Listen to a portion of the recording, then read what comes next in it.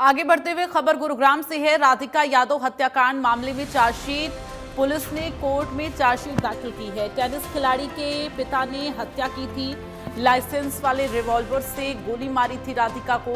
11 सितंबर को मामले की सुनवाई होनी है।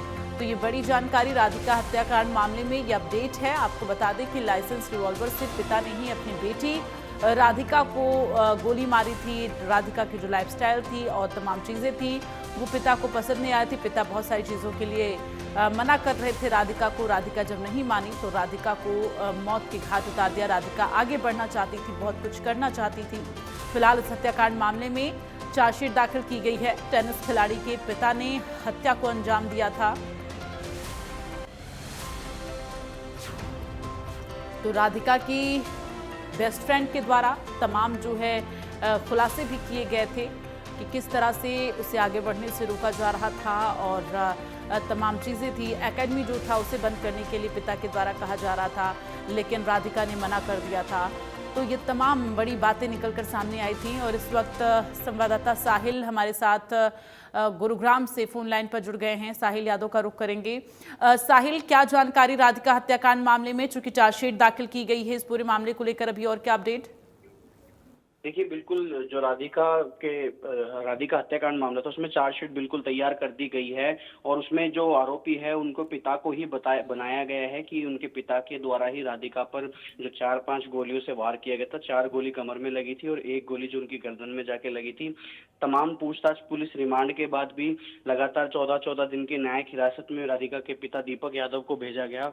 उसके बाद ये पता चलता है कि राधिका के जो पिता है उन्होंने सिर्फ पुलिस को इतना ही बताया कि सिर्फ वो इस चीज से परेशान थे कि लोग ताने मारते थे कि अपनी बेटी के पैसों पे ये है वो है, रील बनाने जैसी वाली चीजों को लेकर कि अपनी बेटी के पैसों की कमाई पर खाते हैं। इन सब चीजों से परेशान आकर, समाज के तानों से परेशान आकर उन्होंने अपनी बेटी, जो कि एक बहुत ही होनहार टेनिस खिलाड़ी थी, राधिका यादव, उनकी गोली मारकर हत्या कर दी जाती है। अब बात यह है कि अब 11 सितंबर को, जो कि अगली इसकी सुनवाई है केस की, पुलिस बिल्कुल तैयार है सारी चीजों को कोर्ट में पेश करने के लिए। वहीं अब 11 सितंबर को जो है राधिका के पिता दीपक यादव को कोर्ट में पेश किया जाएगा और उसके बाद ही आगे का फैसला लिया जाएगा कि ये जो सजा है वो कितने दिन की है, क्या सजा उम्र कैद की है या 10-20 साल की है, जो जितनी भी कोर्ट सुनाएगा।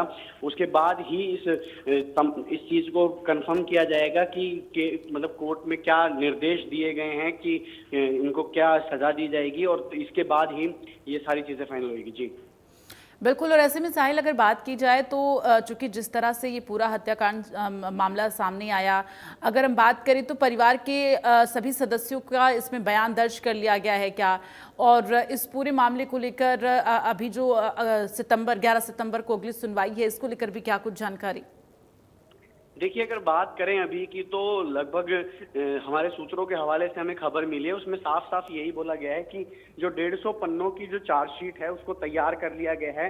उसमें सभी के बयान भी हो सकते हैं, खासकर राधिका के पिता के तो बयान ही हैं सारे, लेकिन सभी के बयान उसमें हैं कि आप क्या कुछ घटना रही थी उस टाइम पे, घटना में कौन कौन मौजूद थे वहां पे, क्या जो बात हमेशा दावा करा जा रहा था कि राधिका के जो भाई है उनको दूध लेने के लिए पिता ने भेज दिया था, 3 दिन से प्लानिंग हो रही थी। हो सकता है इसमें हिमांशी का भी बयान हो, जो कि राधिका की दोस्त है, जो लगातार राधिका की हत्या के बाद चर्चा में रही कि उन्हें पता था कि इसके जो परिवार है वो प्लानिंग कर रहे हैं उसको मारने की, या फिर उसके फादर को किन किन चीजों से प्रॉब्लम थी। तो कहीं ना कहीं देखा जाए तो चार्जशीट में राधिका के बयान, राधिका की जो दोस्त है हिमांशी का, उसके भी बयान जरूर हो सकते हैं। 150 पन्नों की जो चार्जशीट है उसमें वो तमाम चीजों की, तमाम लोगों के बयान होंगे, तमाम बातों को रखा गया होगा, जो कि 11 सितंबर को देखा जाए तो इस केस में एक बड़ा खुलासा भी हो सकता है कि क्या कुछ और प्लानिंग भी थी, या फिर राधिका के पिता ने जो एक्सेप्ट किया है कि मैंने ही उनकी गोली मारकर हत्या करी थी, जिन चीजों का बहाना बनाया गया था कि इन चीजों पे करी गई थी।